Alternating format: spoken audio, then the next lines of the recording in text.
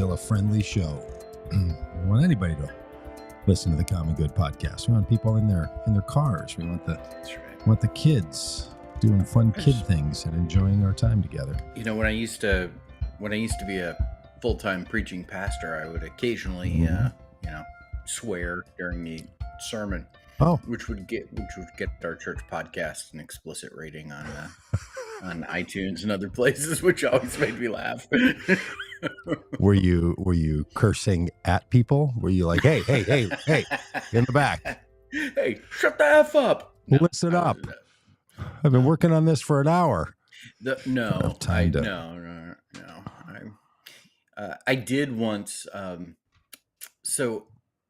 We're just full on into stories here. Boy, just a cold open. I love it. We'll get just to coming in a minute. It's like folks can just listen in on the conversations we have when we're not on the air. There was one Easter. So every Easter I would do an Easter sermon for the kids. Do a children's sermon. Mm-hmm. Good. Not a big children's sermon kind of person, but we would do a children's sermon on Easter. And so the kids would all come up and sit around a chair and do a little talk with them, do something. Nice. And then I would always give them candy. And I'd say, hey, listen, I'm going to talk to your parents now for a few minutes. If you can sit quietly with them and eat this candy, that would be awesome. And so like they would typically be in Easter eggs with, some plastic Easter eggs with some candy inside. And then as the kids were heading back to their seats, I would, typically toss Easter eggs full of candy to like the teenagers who really wanted the candy but didn't want to come up for the children's sermon, obviously. Yeah, sure. So I would, know that crowd. Easter, first time visitors, people there for the, only time they would come to church. Sure. I'm tossing Easter eggs of candy to people in the congregation, in the audience. And I just like flung one, let one fly, and at this teenage kid that was like in the second row, it hit him right in the face. He like never put his hands up. He never saw it coming. Hit him right in the face. First time visitors. It was their first time at the church. Like they never came back. Did you? I just hit him in the face with an Easter egg. Did you go all old school preacher and think, hey, you think that hurts? You just That's right. Let me tell you about the wrath of God. Let me tell you, when you get spanked by the kindness of the Almighty, that kind of thing. Mm-hmm. Well, good morning, Robb Ryerse, squirreled away Pagitt. somewhere outside of Fayetteville, Arkansas. How's the weather over there? How you hanging in there? It's hot. Hot and daddy. What's it going to be today? 93? Yeah. And then I think tomorrow's 95, and then Thursday's 97, and then it just and then there's the feels like temperature. Oh yeah, index. right. Whew. Doesn't feel like 93. Well, Kimberly and I are here in Minnesota. We're not together, but we both just happen to be in Minnesota. It's going to be 95 today. 95 degrees. Ooh. Now, do you have, is everything air conditioned up there? No, not everything. Not my garage. When I'm out in the garage, it's so hot out there. Should totally air condition my garage in the summer. Our garage is not air conditioned either. And Vanessa uses it as a studio. And she, like yesterday, I came home from being out, and she was out working in the studio, and she was just soaked in sweat. Yeah. And the thing that gets me about Minnesota, and this is true of other places, not just Minnesota, I know this, but it's the temperature variation from the depths of winter, late January, early February, when it might be, I don't know, 26 below zero. And then it's going to be 95 or 97 degrees. When you're talking about 10 or 115 degree swings, that's what really captures your attention, right? You're like, some days in Minnesota, it gets hot like anywhere else. And then in the winter, it's just cold as can be. And somehow in between, we all just think, boy, this is the greatest place to live. I mean, it's really one of those, what's that thing called when you're captured by You're kidnapped and you fall for your captor. What is that? Yeah. It's It's not the Munchausen. It's Stockholm Stockholm syndrome. syndrome. Munchausen. Uh, yeah, Stockholm syndrome. totally. Yeah. Stockholm syndrome that we have here in Minnesota. Hey, and Kimberly says Jim was all by himself on the YouTube that I did on Thursday with astrophysicist, pastor, professor, preacher, and birder Paul Wallace. Yeah. It's just poor Jim available in the middle of the day. We did that. So nice to see some of the rest of you hanging around. But I'll tell you what, if you've never listened to that conversation with astrophysicist Paul Wallace, it is I beam with just a smirk on my face for hours after that thing ends. I almost have a good mind to listen to it again. It's that enjoyable to me. But I haven't done it yet. Yeah, speaking of Jim listening into your conversation with astrophysicist Jim Wallace, Paul Wallace, sorry. Getting my Wallaces mixed up. Mm-hmm. I mean, we'll probably talk about last names at some point. I do want to give a shout out to some other listeners. Going to give a little shout out to Ken and Carol. Hey, Ken and Carol. It was great to see you on Tuesday. Ken and Carol are listeners here in Arkansas, and they also attended an event that I was speaking at on Tuesday evening with a group that I work with called Vortex, which is a political action committee that's trying to get some good people elected to the House of Representatives, and it's a little project I'm working on with my own scientist. You have your Paul Wallace. I have my own scientist, Doug. I have Chris Jones, who just put out a book called Quantum Diamonds, which is come on, get out of here. You did not really? He did.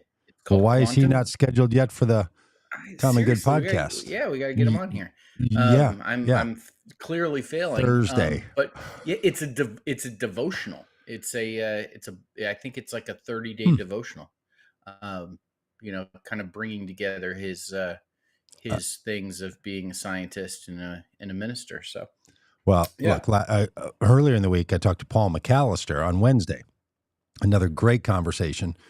No idea that Paul McAllister I was speaking to, because we did some work on Christian nationalism stuff together, and he's now an organizer, used to be a scientist, is like, well, yeah, I'm back in college when I worked at the Fermi lab.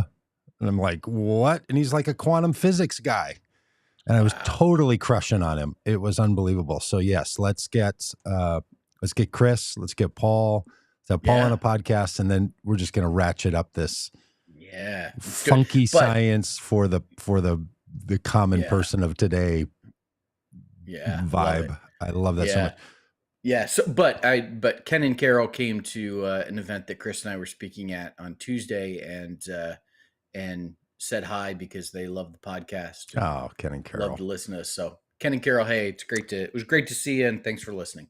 Well, yeah, thank you, Ken and Carol. And that did cause, Rob, you and I to have an exchange that we now need to start talking about Common Good podcast merchandise or giveaways or swag of some kind. So we do need to get busy on that. Hey, speaking of all this, quantum physics, science, quirky goodness for the common person. Last night at 8:30 p.m., I went to a movie by myself. Did you really? Did you go see Oppenheimer? I went and saw Oppenheimer. Not Barbie. No, not Barbie. I saw Oppenheimer. I saw it at the IMAX theater because that's the time that worked. And I have one of those AMC movie pass things that I paid one-time fee. And so anyway, I have it for a year. So I get to go to some number of movies without additional charge to whatever $99 I paid for a year of this thing, whatever it was.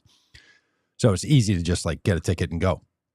But I hadn't been to a movie in a while. And it was fantastic, by the way, Oppenheimer. 3 hours long, super loud and aggressive, sound aggressive in an IMAX theater. You might think, what could they do to make this thing noisy? Well, they found ways to sort of do flashbacks and add a lot of IMAX level. Do you recommend the IMAX experience? Our friend Britton did on Facebook. I noticed the other for day. Oppenheimer. Yeah.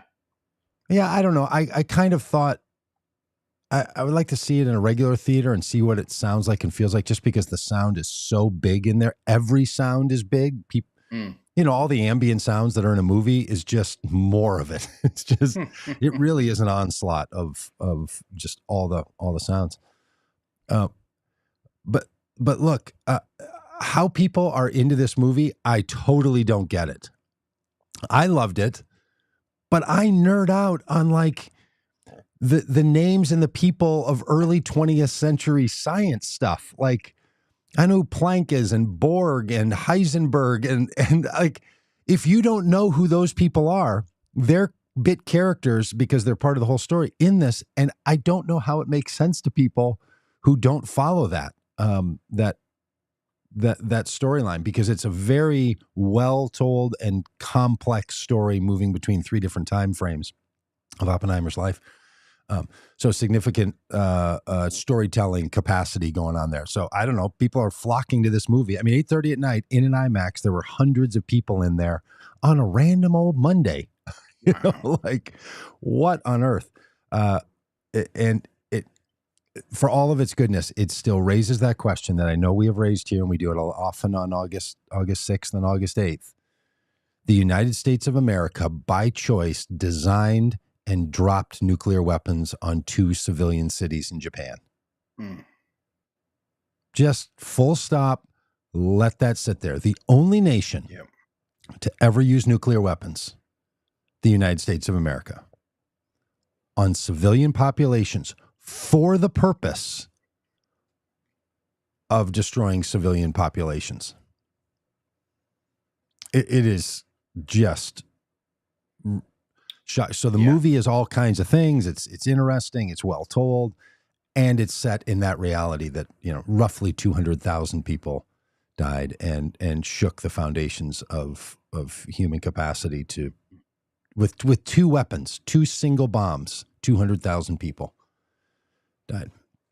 So we need to sort of, and you leave with this heaviness because they end the thing on a it's a real bombshell at the end, if you know what I'm saying. And they really leave it with like, hey, what we have just done here, this is not humanity's way forward. And fortunately, we've as nations and human race have walked back from it. So boy, when you hear people say things in presidential races like this person's going to have the nuclear codes. That is some real business.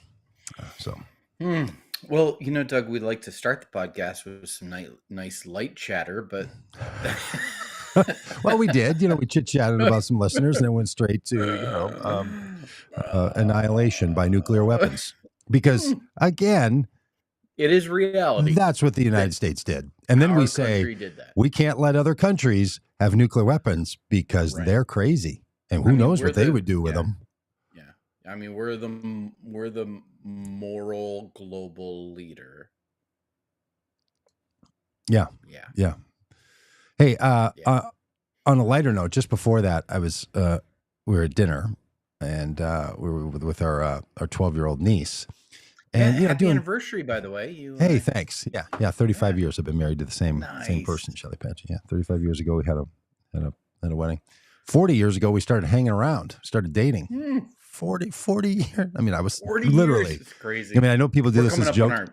I literally was 17 when we started hanging out. So I may have even been 16. I may have been 16 when we started dating. Yeah, I was 18 when Vanessa and I met, and she was 18 as well because she's older than me. We are coming up on 27 years and 30 years of hanging out. Well, good for you. And 27 is a great number. It's just not one like I don't put up an anniversary post on social media every anniversary, right? Oh yeah, because you don't love your wife as much as I love mine. No, I don't think I need to be telling everybody else about our yearly 30's a big updates. One. 35 is a big one. Yeah, I thought okay, and honestly, okay, Shelly and I. We're sentimental as, the lower 10% of the people in America, probably. We're not the most sentimental, but, I had gone to church on Sunday morning, which was our anniversary. Her family was over and she had stuff going on, so she didn't want to go. So I'm there by myself. And I grabbed the thing, and that's when I realized, because of the church bulletin, it's July 23rd. So I Wait a texted minute, her this and day said, means something, doesn't it? "Hey, today's Like, our anniversary." Well, I knew. I always know. I have not yet forgotten that we got married on July 23rd, 1988. yeah. Full So, stop. I got that. That's locked in. I just don't so always know you're what day it is of July. Like sure. it was about that Ye- particular day, and we had a lot going ye- on. And then and she goes, "Oh, hey, you're right. Happy anniversary." Yeah. So Perfect. your Perfect. anniversary present to her was your Facebook post? No, we don't do presents. Nah. We don't do anniversary presents. We literally, like, an anniversary I gift mean, makes no sense to me. We really, did a why is that? thing. Well, we Yeah. did a thing together, Yeah. and then we're going to continue to give each other gifts Yes. based on the thing we each did. It Yes. just makes no sense to me. That's like having dessert and calling it a gift because you just had a meal. Like, hey, Yeah. congratulations on having a great meal. Here's a little gift to Oh, you. Like, I don't know, it's just like, no, you had no, a we did. great meal, and it's like having dessert a year later because you had a great meal a Yeah, year ago. yeah, a year ago. Hey, yeah, that was a great thing we did. Remember Okay, we so did that thing? you're out Let's to give dinner each other a gift with your about the niece. thing we did. So no, You're out to dinner with your niece. we don't do gifts. Yeah, You're out yeah. to So I'm out dinner to with your dinner, niece. and we're trying to do chit chat, and we started talking about last names and how common Mm, they are. And this got mm, in then, like, what's the most common last name in yeah. in the United States? That led me to this website, which is not Oh, that not one, that guy. which Yeah. is which it did lead me to that website. It's a Something completely else different did. website. The top 100 most common last names in the United States of America. Yeah. Do you And ever use Rob, the I will tell hold on. you, I was shocked. I was shocked at 6 of the top 15 last names in America. 6 of the Okay, top but 13. before we dive into that, let me ask Okay. you. I see on the screen here, for those of you that are with us on YouTube, the subheading of this article includes the word surnames. Mm-hmm. I'm not sure I've ever used the word surnames in conversation Oh, ever. have you ever Like, had to I fill out wouldn't, one of those I wouldn't passport say like, forms when you're entering this into is, another country and it yeah, asks you your first name and your given name and your surname. surname? Yeah, see, like I would say last name. I would never Mm-hmm. say surname. I would just Right. never say it. Yeah, I'm just a That's little comment there. that's Okay, that's so that's I'm gonna American go. lexicon right there, my l- friend. Let me make some guesses here. I'm gonna go Okay. Smith, Jones, Jackson. Okay. I don't know. That's what I Yeah, got. that's good. Smith, Jones, and Smith, Jackson. Jones, Jackson. All right. So Smith, yep, right there. Number one last name, Smith spelled with an I. As common Hmm. as they come. Yeah. Apparently there's 2 million people in the United States, 2.5 million people with that last name. What was the other one you had? Jackson? No, Yep. Jackson is the 19th. Ah, how about 19th Jones? most common name. Jones right in there. Fifth most common name in the United States. So top 5: Smith, Johnson, Williams, Yabbits. Brown, Oh, Yabbits had Williams. Jones. Then number 6, we start into a little run here, Rob. Garcia. Garcia's number 6. Number 7, Miller. Number 8, Davis. Number 9, Davis. I'm shocked that Davis is number 9. I don't feel like I know that many Davises. Number 9, Rodriguez. Number 10, Martinez. Number 11, Hernandez. Number 12, Lopez. Number 13, Gonzalez. Yep. 6 Excellent. of the top 13 names in the United States have their origins, according to this website, their surname origin is Spanish. Garcia, Rodriguez, Martinez, Hernandez, Lopez, Gonzalez. They come before Wilson, Anderson, Thomas, Taylor, Moore, Jackson, Martin, Lee. Then you're back to Perez, Thompson, White, Harris, Sanchez. Top 25, and you're up to that. I was shocked that Spanish. Now maybe there are less surnames in Spanish. I don't know. You know what I'm saying? Like maybe there's a wider range of European descendant surnames. I don't know. But I liked everything about that little factoid. Yeah. Let me tell you my 2 best surname stories. See, I just used the word surnames. I'm Look at this. Congratulations on your growth. I'm like expanding my vocabulary. So Ryerse, not a terribly common surname in the United States. That's Oh. because my family fought for the British in the American Revolution, Mm-hmm. and were kicked out of America. My great great great great great grandfather left the United States, went to Canada, and founded a little town called Port Ryerse. His brother became he changed the last name to Ryerson, and he became the father of public education in Canada. There's a Ryerson University, and he has since been canceled because he was blamed for the forced schooling of First Peoples in Canada, and so it's kind of toxic family line there at this point. But so Ryerse, not a common last name. Nobody ever pronounces it right or anything. But my mom used to say, and this is a line that stuck with me. It's one that has gone by the wayside now with my kids, even though I used to say it to them. As I was heading out the door, as a teenager, my mom used to say, "There's only one Ryerse in the phone book."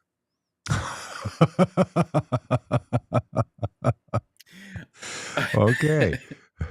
And that was just a little Uh-huh. reminder that if Uh-huh. I did something, that ended up in the paper, Mm. They'll know who to call.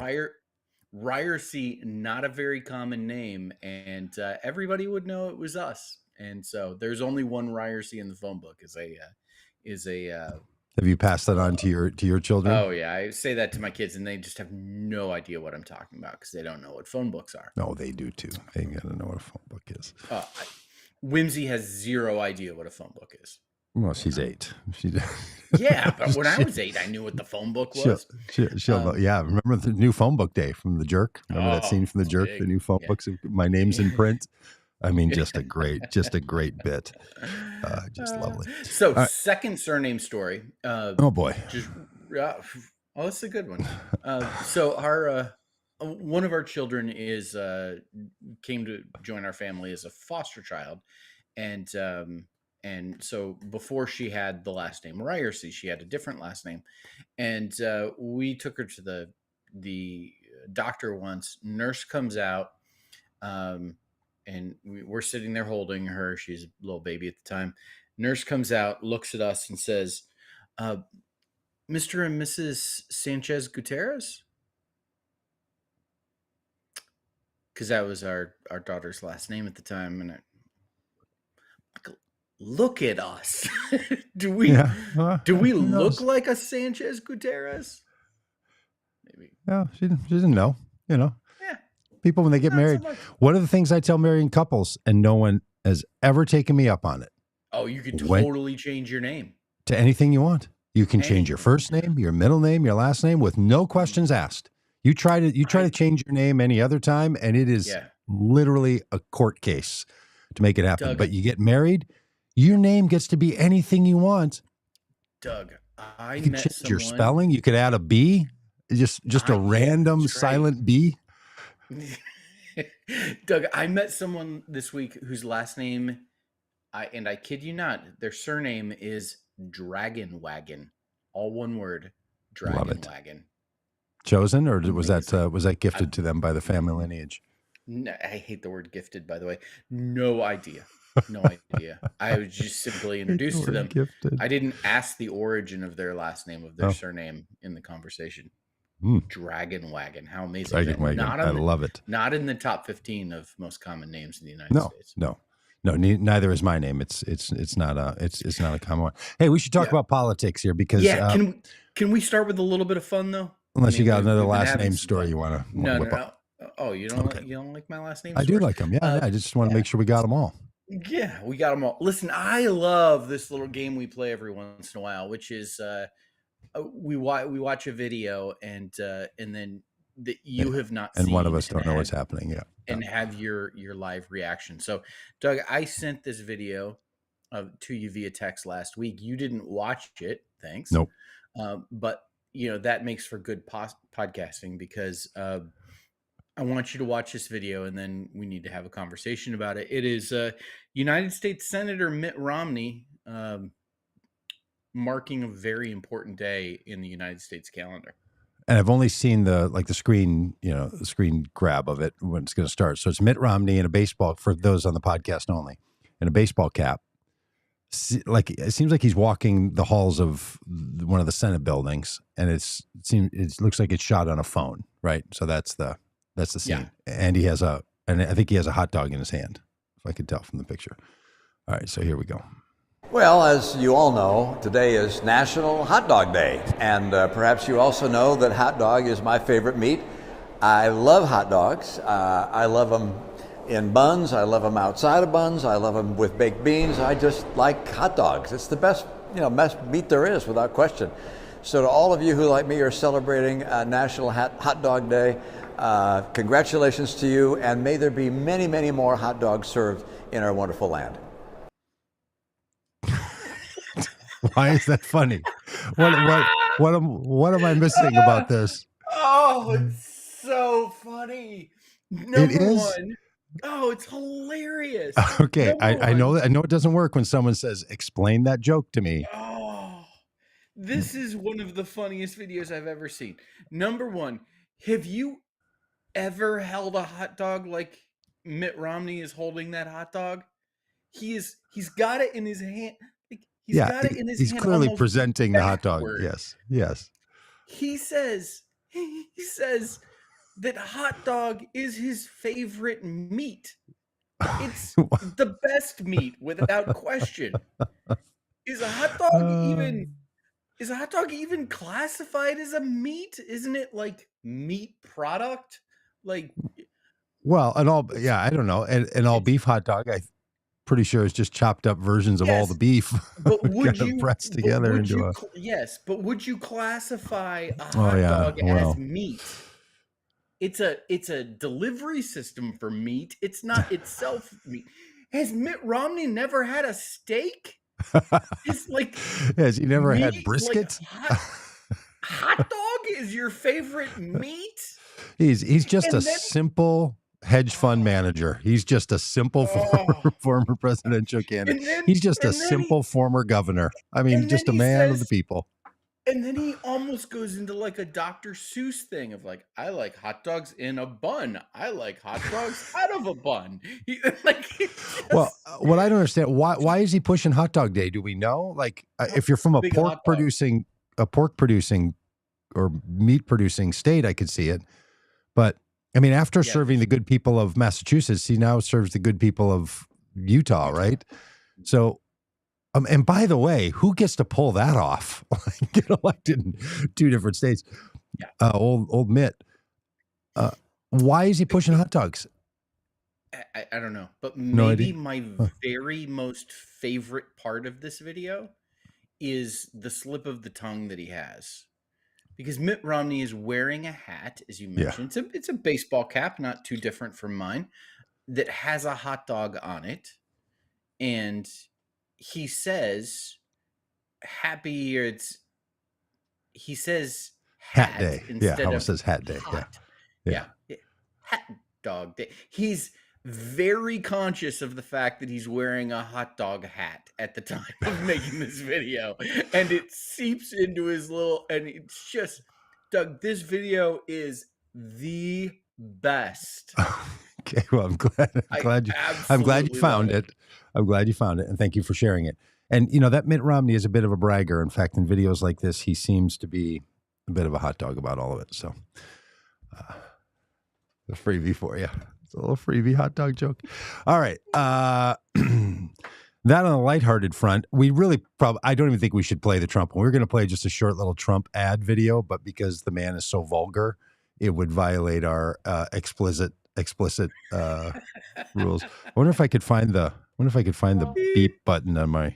Oh, you'd have to time it perfectly, though. Yeah, that would be the thing, wouldn't it? It's basically Donald Trump saying, it's a recording. The video is black and white over, Trump's face and a campaign logo on top of that. It's black and white, very kind of ominous, and it sounds like a recording. from like it sounds almost like a telephone call. Yeah, like an interview of some kind. Yep.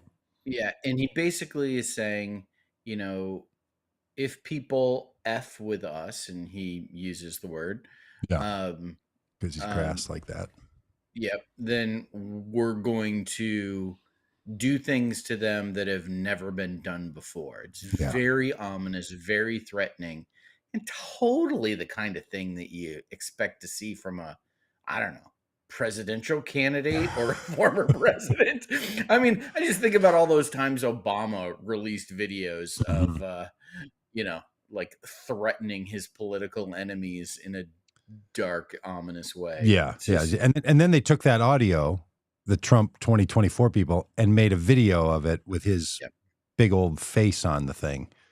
And Mhm. yeah, it's this is the kind of stuff that they're doing. I mean, the campaign is clearly pushing all manner of conspiracy stuff over on his social media site, which I think is now only the second worst social media site after the Black X.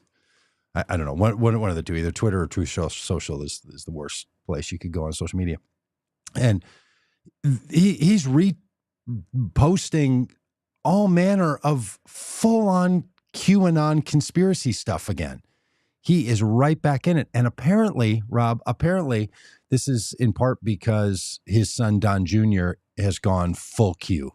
He's just all in and is courting that community and is just deep in it. And they really think that they've got a hidden crowd of people that they can stir up who weren't active in voting in 2020, and they can really turn out the answer is out there crowd and make this happen. But it's just atrocious. I mean, what they're doing with this campaign all the way. And we talked about it, months ago when they launched the campaign. Their first public meeting, their first rally, Waco, Texas, Yeah. on or around And the anniversary of the ATF action on Waco, which then led to the attacks at the federal building in Oklahoma City from Timothy McVeigh. So they clearly put this thing in the context of the anti-government conspiracy theory crowd, only to be helped by Robert Kennedy Jr. In other and sectors of began, the society. and a messaging theme that began with retribution. I Mm-hmm. am your retribution. Um, he gave that speech about the final battle. Yeah. That we're going in, and then this, we're gonna do stuff to you that's never been done before. This is really, in political messaging. We talked about this a bit around January 6th for those that have been with us this long. I have been in political spaces where fighting is a common metaphor, a common term that's used, like fighting for you. I'll fight for the Mm-hmm. working class, fight for rights. I've been in lots of political spaces where revolutionary terminology Mm-hmm. was used real commonly. Yeah. I was the executive director of an organization that our sign off would be for the revolution, like that, that kind of terminology, real common. Always taken, always taken kind of metaphorically. After Yeah. January 6th, I got, real uncomfortable with it because of January 6th. Mm-hmm. And now we're seeing Trump is really really ratcheted it up with this retribution, this final battle, this we're gonna do stuff to you that's never been done before. Like it it feels to me like these are not just rhetorical flourishes. That's right. At what Yeah. at what point at what point do, and maybe I pose this as a question, at what point do we stop thinking of these as rhetorical devices and begin to think of them as actual threats? Yeah, what they're actually doing and actually plan to do. No, I think that's precisely the question, and it's pretty obvious, right? They want Yeah. people to be responding to this with the same energy. Instead of Trump saying, "Hey, look, I'm trying to talk all of the people who want to support me down from any suggestion of violence," he says, "I think it's really dangerous if the Justice Department uses the standard of the Justice Department in relationship to me, because the people who follow me are more passionate even than they were in 2020. And it could be very dangerous for our country." Instead of saying, "Hey, I'm going to quell anyone that I can quell in these desires," he's like, you probably shouldn't do it because these people will just lose their minds and act violently, which again, they won't, and they haven't. I mean, overall, other than when Trump called them and the Proud Boys and the one percenters and the other right-wing white nationalist groups organized violence, and now many of those people are in jail. Like the gang that Trump put together over 5 years of being in public office and in public presidential spaces came together, and now a bunch of those people are in jail. That's one of the reasons why the organizing isn't going to take on the same violent spaces. First of all, people learned, and secondly, the people who are willing to do that are incarcerated. Are in jail. Yeah. like it's there. Any group of people, you only have certain folks you can sort of turn to, right? Who are going to organize and act in violent ways like that. In fact, one of the guys from the great state of Arkansas was just sentenced, I think yesterday. The guy, one of the people who in the video was beating a police officer with a flagpole, sentenced to 3 years or something, I think, in prison. The prosecutor wanted 4 years, but the judge took into consideration, quote, his horrible upbringing. Apparently, this guy was raised in such a way that the judge just had real sympathy for him and took a year. I'm not sure how that works and what a judge decides how long someone's going to be in jail. I think we should put people in jail not only because we're mad at them. We should put them in jail only if we're afraid of them. Do we have no other choices, right? So if he had a bad upbringing and he's violent and beats police officers, you're like, well, let him out earlier because, So I don't get that. I don't understand how that works. But the larger point of it is, these are the kinds of people that Donald Trump has taken advantage of. People who a judge felt like, hey, this guy was clearly able to be exploited in these kinds of violent activities, and this is something that we should be keeping an eye on as a nation. This violent, and look, Trump's going to get indicted again. It looks like on this interfering with the election. Generally speaking, the January 6th stuff. The people literally on MSNBC this morning, they're calling it indictment watch. And I'm like, okay, I know you have to come up with things to say every day because you have to stare at a camera for 3 or 4 hours, and then you are rolled over to another show that has to be on for an hour or 2 hours, and then another show, and the beat just goes on for 16 hours a day. But I don't think calling it, indictment watch is indictment watch is day inappropriate. 34. Yeah, totally. Right. Like, look, if Donald Trump is indicted because of his actions, which many of us are quite familiar with and think that he should be indicted for these actions, that is a solemn experience that a former president of the United States, while president of the United States, acted in ways that put the country at risk. That's now going to have the weight of criminal response to it. That's some serious business.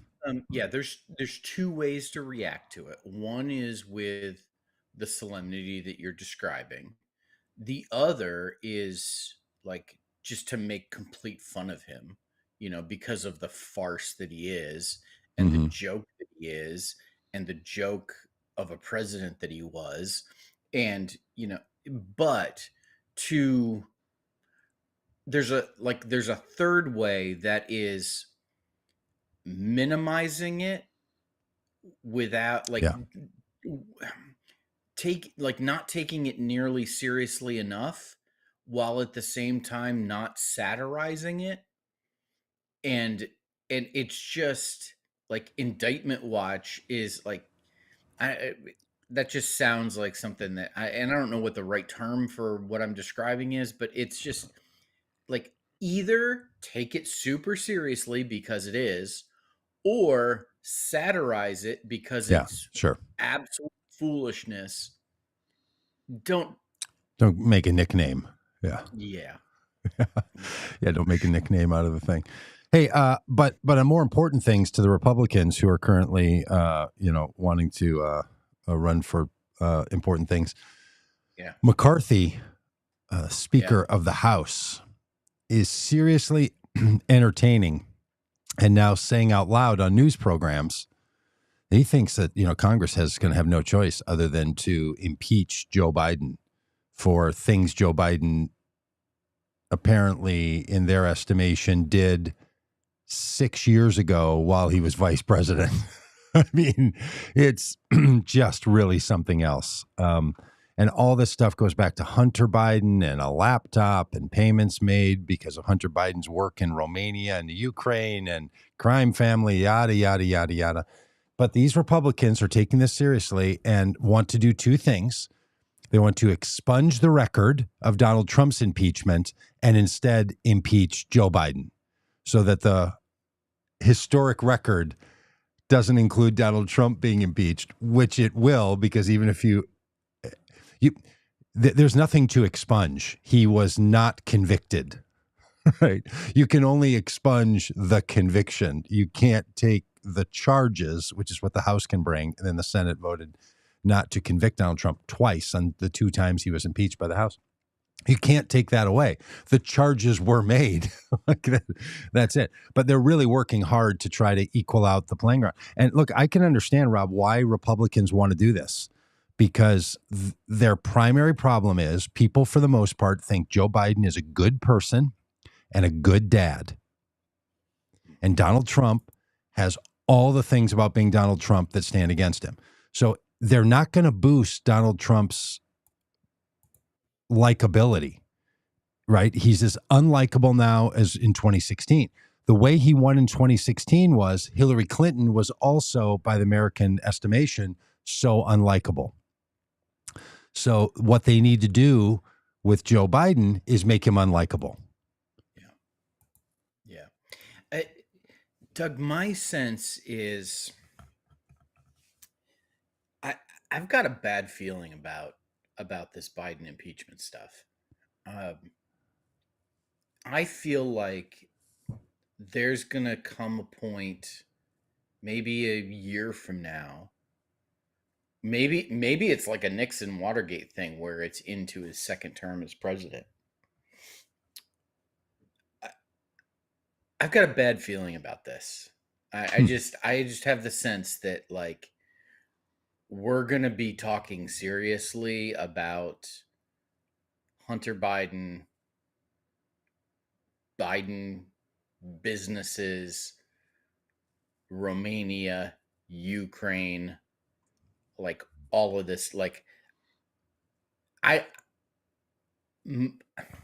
afraid there's some there here. I think we're going to look back and say, do you remember when we like thought this was just, Republicans playing dirty and trying to get wow, like that's just my sense that that this is going to become something. And I'm concerned about it. Well, that's interesting. Yeah, I only know what I know, and I don't know. I'm not concerned about it because they've had so long.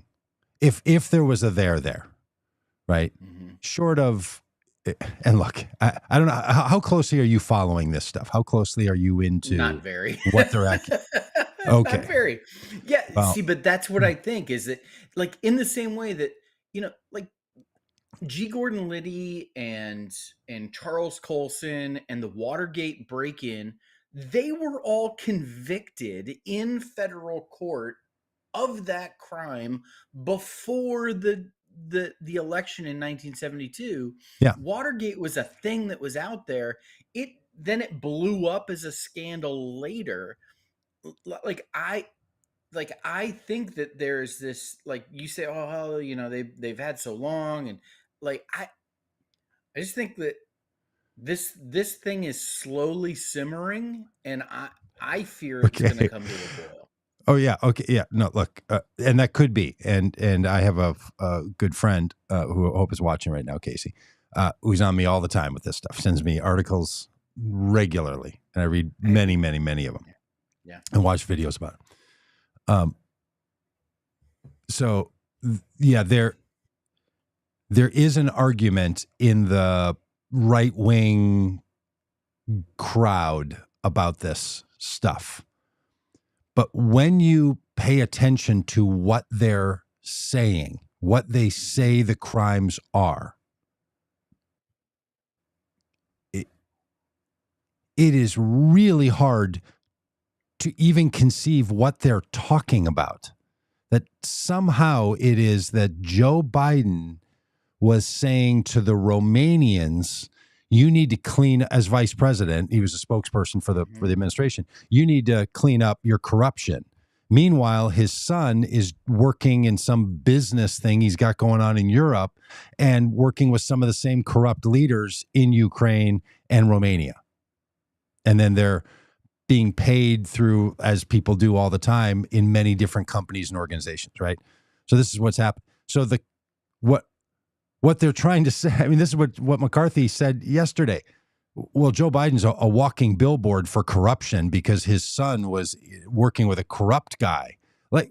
Truly, Rob, if there was anything there when Rudy Giuliani and Carrick and all those people were in Ukraine all the way from 2018 forward, trying to dig up this stuff, and FBI informants that turn out to be literal spies. Like the person who was Comer's prime. Do you remember the stuff from 3 weeks ago? Yes. Comer's this is Representative Comer's primary whistleblower witness. The person he said has disappeared. Well, the reason he disappeared is because he skipped the country because he's on the run because the FBI is going to indict him for being a spy. So yeah, okay, you can say, well, yeah. Now, to Casey's point, because I read all this stuff, look, if it's true, then Joe Biden should be removed from office. Yeah. He should resign. He should say, hey, I was taking money from this business and I'm out. The truth should 100% come out. This is my point. For sure. If it was there, this clown show that is the current the Republicans now have been in control of the House for nearly 6 months. Right, by the time they got settled, and now we're into July, they've set up all these like commissions, and what we're literally hearing is the same old. Yeah. Here's an FBI unverified, unclassified report that Senator Grassley released last week. Right, like. Here's the bombshell story, the thing that the FBI says isn't even significant enough to be classified. Like we didn't even take it seriously because the person who was telling us this couldn't verify the person they heard it from and wasn't quite sure if they were talking about the vice president of the United States or the president of Poland. So it got a little confusing. That's the thing they released. So I guess my point is, if there's a there, no problem. We should be looking at it. Everyone should know about it. Joe Biden is not a saint if he's done any of this stuff full on, right? The full weight of the Justice Department should come crashing down on anybody who's been involved in any kind of corruption like this. All there. My point is, good golly, this crowd is having this much, and what they're now coming up with is the same old unverified, and well, if I could just get the FBI to tell us what's really in the file and why they didn't press charges and why they're not. Look, all this stuff, Rob, was going on while the Trump Justice Department had the full weight. You think Bill Barr was not looking into this stuff? Bill Barr literally traveled to Ukraine with Rudy Giuliani and Carrick, who now had to turn over his notes to the January 6th investigation committee. You have You have helped me. You have eased my concerns. I will let not my heart be troubled. Well, you still So could be we right. can There get could back be to much more, but I'm just saying this yeah. So nonsense here, this McCarthy now taking it really seriously. I really think we got to look into these Romanian payments to these two shell corporations. I mean, good Lord, seriously. I can get back to just caring about Marjorie Taylor Greene, displaying revenge porn of Hunter Biden in a House committee hearing and the ridiculousness of that. Yeah. Okay. So good point. Now, currently up on the screen is the screenshot of the grand jury could vote Tuesday on whether to indict Trump, and that's this Tuesday because today is July 25th. Even though we did have a cold start. So welcome everybody to the Common Good Podcast. It's Tuesday, July 25th, and people are running headlines saying this. I chose not to include Donald Trump's face in this because I thought it was just clear enough who we were talking about by the posture and the tie. And the headless Donald Trump looks good on the screen to me. So yeah, look, the one side of what's going on in this, as somebody put in the chat, the reality show nature of all of this in the classic reality show formula is to have a hero and a villain and then to turn the hero into the villain. Great television for reality TV perspective. Yeah. On the one side, you do have Marjorie Taylor Greene putting up naked pictures of Hunter Biden, a drug addicted, a self-proclaimed drug addicted person whose life has not been exemplar in the areas that he wants, from his own treatment of former lovers and children that he has fathered from them, all the way through to his drug addictions, to his business stuff. Not a person whose life has been stellar, right? Also, they want to humiliate him because they want somehow to say that Joe Biden is a bad dad. That's what it's about. But also Hunter Biden has not been elected to office, nor has he been appointed to any official positions within the administration, as opposed to the Trump children. Sure. Absolutely. Yeah. And we can tit for tat on this kid, that kid, all you want. I will say, if the Bidens want any advice, have Hunter move somewhere else. Don't have him around the White House. Oh, don't be in pictures with him. Don't have him in there and somebody just move him on and get out of there. Send him to Arkansas to spend a little time with his daughter here that he's never met.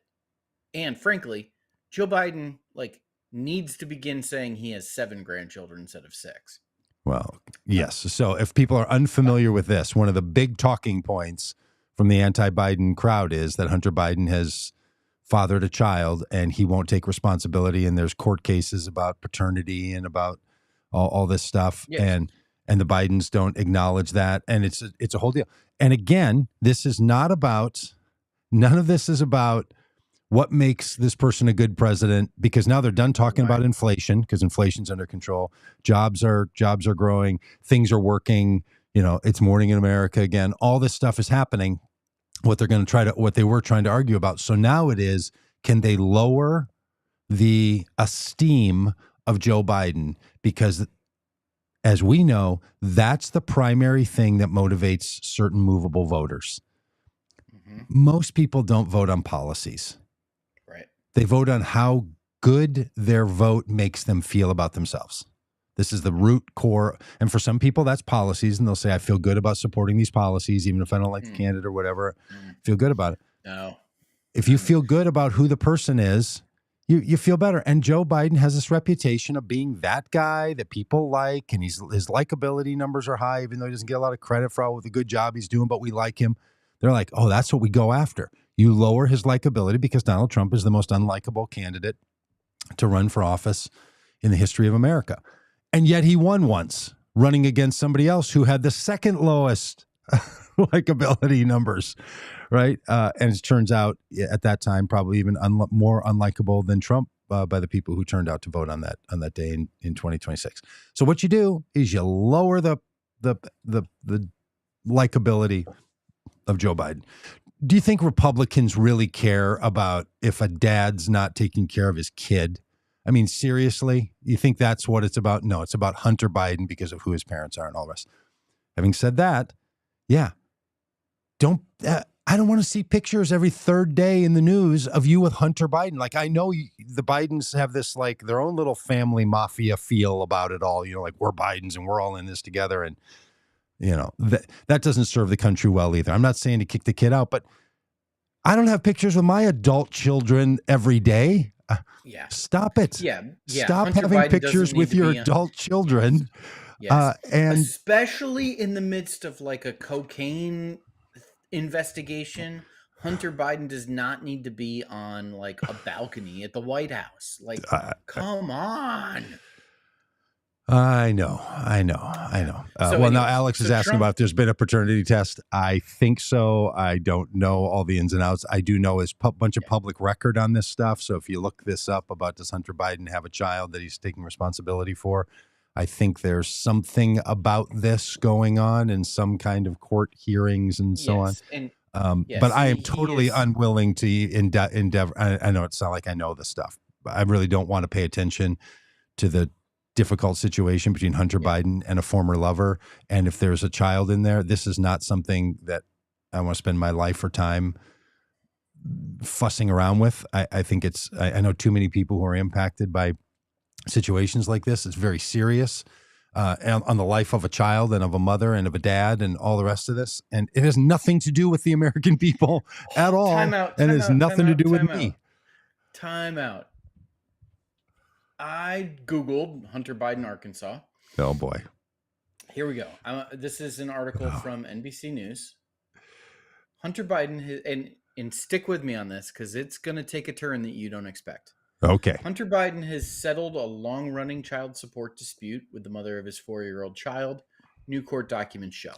So he settled the dispute. His child, he has a kid in Arkansas.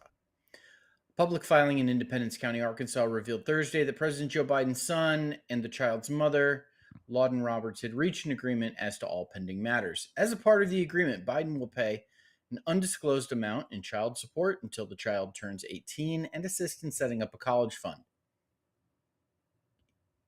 You're not ready for the next sentence. He will also give the child an undisclosed number of his paintings, which will vary in size with a minimum size of 24 by 24, the court filing said. The child shall select the painting, and any money from the sales of the artwork will be wired to an account selected by Roberts, the filing said. What? Hunter Biden is an artist with paintings that can be sold? What? Why have they been hiding the ball on this one? I had no idea. Yeah. But I fear I have just ruined my day that I'm going to be on a deep dive now. Oh, here we go. And, I can see it already, Rob, what's happened to you. You're about to turn those into an NFT that then you're going to release through Vortex for people to contribute and buy to fund the whole thing. You're going to NFT the artwork of Hunter Biden. The child gets to pick which picture they want. This just makes no sense. That's a recipe. Are you sure that's a reputable article? It's is that News. Babylon Bee, The Onion? Yeah. Is that one of those? You didn't see that turn coming, did you? I did not. A 4-year-old gets to pick the painting they want. That's a minimum of 24 by 24. Like, what in the world is that?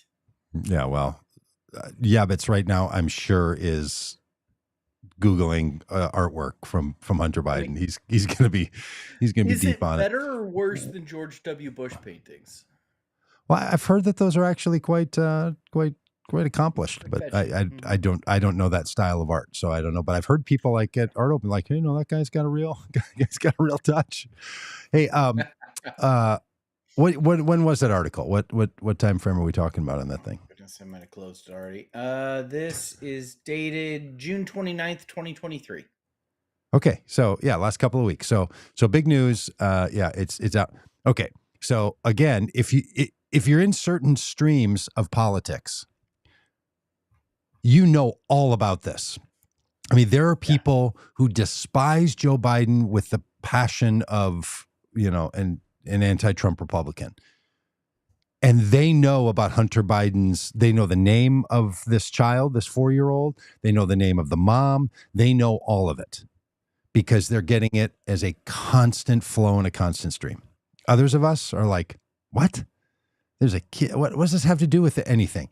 Because that's these are the differing ecosystems, right? We talk a lot about some people hear some things, some people hear others. This is a great example of it.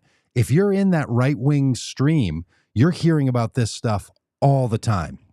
If you're where I am and where we are, I only hear about it because it's truly not in my news feed, and I don't hear about it for the most part because most news outlets don't want to front load the behavior of adults related to a president. There's even the fact that this is a news story at all from MSNBC or from NBC News is probably only because it's in public record, because these are public court filings, right? Normally, this kind of stuff, whether it's about Don Jr.'s divorce or about Eric Trump's divorce or about, Tiffany's marriage, these are not things that involve any of us to the degree that they don't impact the choices of a president. And I know there's a lot of people who want to say stuff about the Trump kids, and this means that Trump is corrupt because he's got running these businesses and all. And I think that's just all pretty sketchy critique in and of itself. But for Biden, this is just really outrageous. What? Hunter Biden is not a bad painter. Who cares? This is the drama. Shocked. This is the human drama, reality TV show nature of this stuff. Who cares if he's a good painter? People come to this podcast to get the not serious take on politics. I sure hope not. And I'm here to say, no, you can be all serious. I'm just bringing the levity. Hunter Biden. While you were talking, I texted you, Doug. I'm just saying, I am shocked. Did you have Hunter Biden is a like an actually like decent painter? I have no opinion about that. Look, if you asked me to make a list of the things that I didn't know about Hunter Biden, it would be anything. I don't know anything about that. You could name it. Did you know that he's a great Formula One driver? No. Did you know that the guy can hit a lob wedge like nobody? No, seriously, who would have known that? Did you know the guy can make a Rosetto that is just, it's unbelievable. No, I don't know anything about Hunter Biden. You know why? Because I don't care about Hunter Biden at all. Hunter Biden won season 3 of Alone. No, is that true? Jim. Dogs Jim and cats playing fun. Like Jim is poking fun about the paint by number Black Velvet. I'm telling you, Google it. Hunter Biden, not a bad artist. Oh, jeez. I mean, not honestly, it's just the part of all of this. Like, if Joe Biden was involved in any shenanigans, any wrongdoing, I'm trying to come up with the Irish phrases that his grandfather would have said. Sonny, were you involved in any hootenannies or shenanigans? Whatever Joe Biden is up to, malarkey. Whatever Joe Biden is up to, we should care. What Joe Biden's son, and look, this is true of his son that also was the Attorney General of Delaware and then an Army colonel or whatever. Like, that doesn't matter to me. I hope it doesn't matter to anybody else. We don't live in a world in which someone is capable, qualified, and should be supported because of the choices and behaviors of their children. Yes. Either which way. This carry-on family patriarchy jibba-jab nonsense is just outrageous. Yeah. And the degree to which Biden has tried to pitch, I'm your guy because look at my great family, I despise all that stuff too. That is not what you should be doing with the with the lived life of other people. And I'll just say, Rob, this is the same position that I had when I was a pastor. Like, one of the things that Can I just go on a little storytelling route with you? Let's do it. Some people might not know that you and I are both, we have a life before and around, just our common good politics stuff. Oh, you can just have some lunch. Rob's now having lunch. As a pastor, one of the things that used to drive me crazy is when pastors, and I would go to training sessions and how to be a good speaker and how to make good sermons and all this stuff, where people would say like, hey, you got to figure out what a biblical point is, biblical understanding and idea, which I like a lot. I like that kind of stuff. But then you need to connect it to today. And a great way to connect it to today is to tell stories. People love good stories. So pick somebody's life, yours, a person in the news, a friend, and tell a little anecdote about their life to make your point. And I will tell you, I think there is nothing more dishonoring to a person's life than saying, let me pull a little nugget of what happened to you and use it for my own purposes to make another point, to make a point about something else that's not your life. Used to drive me crazy when people would do it with their kids, when they would do it with family and friends or with strangers. I'm like, it is not your business to be taking somebody else's story, which was important to them because it's a human lived life, and then turn it into an illustration about something else. And I don't know totally what This what is the a hot take. and I don't know what the solution is to that, but it is it is a kind of usury. Look, you're the first person I've ever met who is opposed to sermon illustrations. Look, like that's wow. What I'm opposed to be perfectly clear, I'm opposed to using people's stories as your sermon illustration. There's a lot of ways you can come up with a sermon illustration. This is what a tree does. This is how a car functions. Doug, do you have someone who needs to get yeah. But nobody else hears that, Rob. It's just us. It's just us and the people listening. Nobody hears that. Hey, Mark, we're just finishing up I got an interview with Mark. Comment on it. I got an interview with Mark Sandlin here. But Mark, we're just finishing up the podcast. My point is, I mean, using someone's instead of using the story of people's lives, you ought to just Alex, they all hear it. I know, but they don't know what that is. All they hear is a little dingy ding that's going on out of my speaker over here, and I don't know why it dingy dings. You just need to make stories up like Jesus did. Well, great point. Great point. If you want to come up with a good parable, come up with a good story. But to take someone's life, like, hey, let me tell you about what happened to a friend of mine one time. Okay, now you're into someone's life. Now you're scrounging around in this person's life, and you're like, I'm going to pull out this point to make my other point. Thanks, friend, for letting me kind of use your life to make this other point. I just find it to be, I think it's I don't think it's effective communication. I think you don't have the right to do it. I got about Hunter Biden's paintings. I got all kinds of stuff. You just fast forward that to all the rest of this, using other people's lives for your own point. You should hire me to do this job. Look at my kids. You shouldn't hire me. Look at my kid. Like that kind of stuff. Come on. This is just, it's just petty jibba jabba nonsense, if you ask me. All right. I know we've gone extra long because I made an appointment to talk to the one and only Mark Sandlin at 10:30 Central Time, and we've now reached that time. So we did start a little late today, but we've been going for an hour and 8 minutes. So does that feel like enough for you? I feel like we didn't even scratch the surface. And I'm gonna go familiarize Vanessa, my wife, with Hunter Biden's paintings. Oh boy, so she can keep an eye out for them. There's no saving you now. You're gonna be down to an NFT collection called the Hunter Collection, So I was just gonna say, so that she can keep an eye out for them when she's at the thrift store. Oh my gosh. Because you think she's I going to be know, like hunting around to where a 4-year-old sells this thing off to a pawn shop or and thrift store for whatever yeah, amount of money. and listen, you also need to I would love for you to put up on the screen there, um, from Alex that she kind of likes the style of the paintings.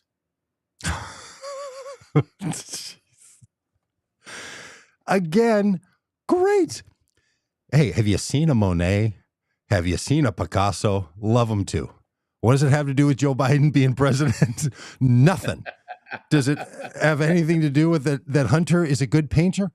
Maybe. Of all the painters I couldn't care less about, I'm just saying Hunter Biden. Like the family drama that we're willing to make out of our common goodness in this country just is bonkers. Just bonkers. All right.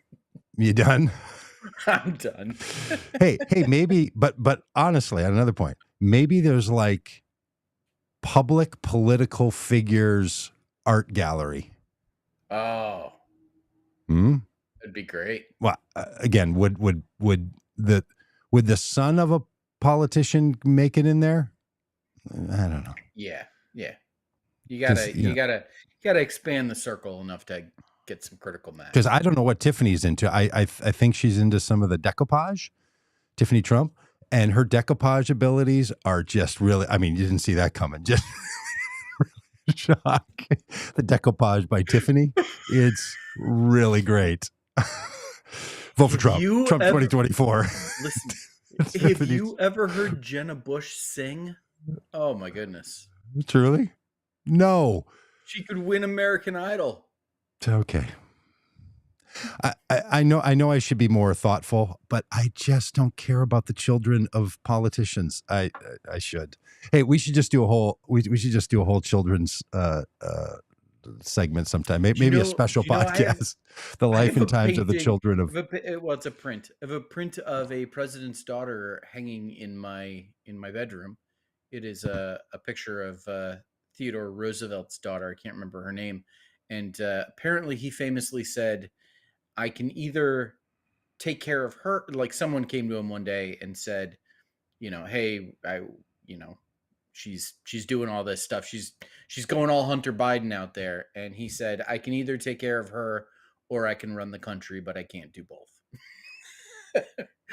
And she was 12? No, I think she was like in her 20s or something. Oh, she was a okay. bit of a rowdy sort. And so there's a print of her hanging in my bedroom. Well, you have a painting of a president's daughter, like not by her, but of her? Yeah. Okay. Well, I take back my comments about paintings of children. I'm now realizing why this has landed so closely to you. That there's a genre here that you've got a thing about presidents' kids and paintings, and you're like, whoa, I wonder if there was a self-portrait by Hunter that I could. No. I want no selfies of Hunter. We've seen enough selfies of Hunter. All right. Well, Kimberly is now off to drinking pink margaritas. So I think that's a good time for the rest of us to go.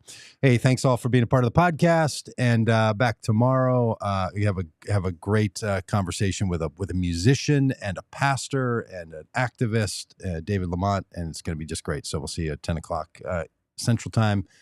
10 o'clock Eastern Time, 9 o'clock Central Time for this one tomorrow.